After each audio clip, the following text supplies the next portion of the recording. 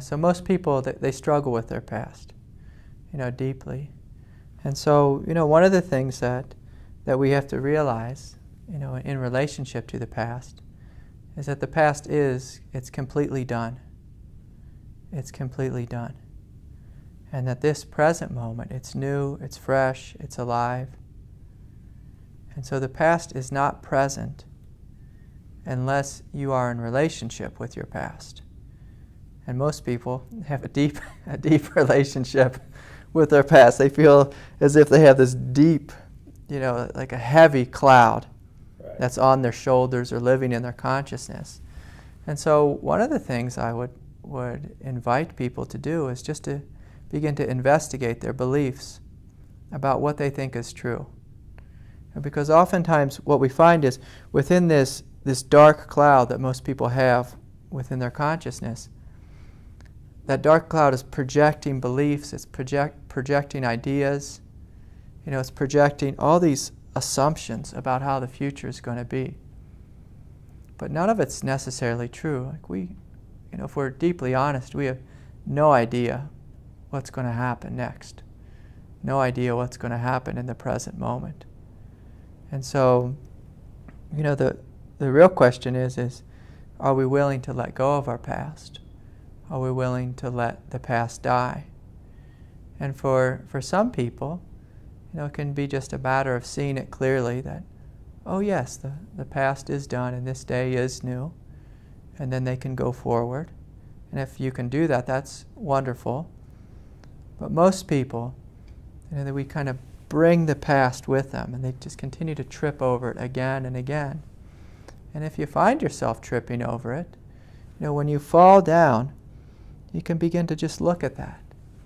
Just say, what am I believing right now? Why am I stumbling here? What am I struggling with?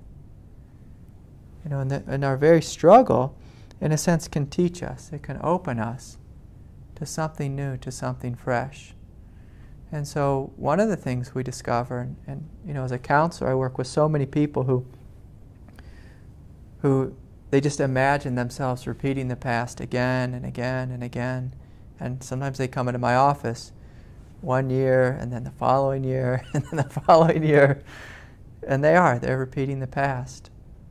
And so, one of the things that I can invite them to do is to see, is there something in their past, is there something in our past that we need to grieve? That we need to grieve. One of the things that grieving does, and if you grieve fully, the grieving actually liberates you from the past. It liberates us from the past. But what I've found is that most people, instead of grieving, they just hang out in their mind and they try to come up with a new strategy of how to meet the present moment, how to make it work.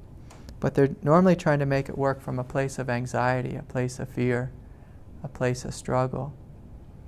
But if they're willing just to look deeply at the past and say, what happened to my past? If someone comes in and talks to me about their parents, how they struggled with their childhood with their parents. If you grieve fully your parents, you no longer struggle with them. If you grieve fully the loss of a house or a job or a career or, a child, through the grieving process, the past, it actually gets liberated from your being. It gets liberated from your presence. And so, it takes someone who's deeply willing, to admit that there is pain within them, to feel the pain, and then to allow that pain to go, to release from their being.